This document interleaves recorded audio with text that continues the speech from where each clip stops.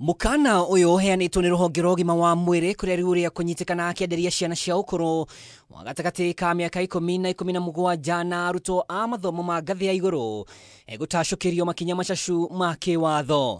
Umwe wa mikana ire heanitwo ni ministry no ni hamwe na gutunyukithio marua ma wendia kana license na fine ndito. Kwina maundu maingi muno maratuthinia na especially ni undu wa utumiri wa mbaki, tobacco na nicotine.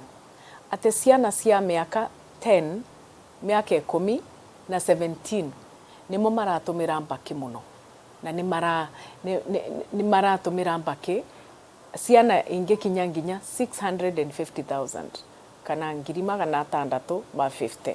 Kuringana na mwandiki mukaru ruhonge rwa ũgima wa mwĩrĩ wa mũingĩ Mary Muthoni, kwina ũgwati munene ũkũrĩire maitho njiarwa hamu marahuthira mithemba itiganite ya mbaki na thigara. Gukire ũguo ministry no nĩ ĩtanyĩtwo kwambĩrĩria birigiceni ya kumbuthĩra onjoria arĩa marahuthira marũa mao ũrĩa gũtabatie thũgũrĩ-inĩ ĩno. We have seen many times that we approve products and we give license to merchants who are bringing these products into the country, and thereafter they bring a different product which has content that is more dangerous to the use to Kenyans and many other.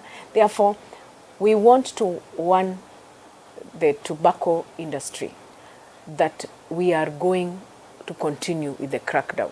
No na thirikari igikiraga mawatho maya, Muthoni ni oreti aciari metekere kurunga ciana ciao ona aria mari mathukuru-ini ma ngathi ya iguru amuguku ni kuo kwihire. Turenda kuria aciari ni tunyitanire namo nigu tubote gutethia ciana ino itikathi na mbere na gutumira mbaki na ni mbaki tunyamu turia turoka turetwa electric cigars, cingeire twa shisha, cingeire twa maundu iretwa vapes, na nindirenda kuria aciari tunyitanire muno tondu acu nimo key stakeholders cia kumenyerera ciana ino.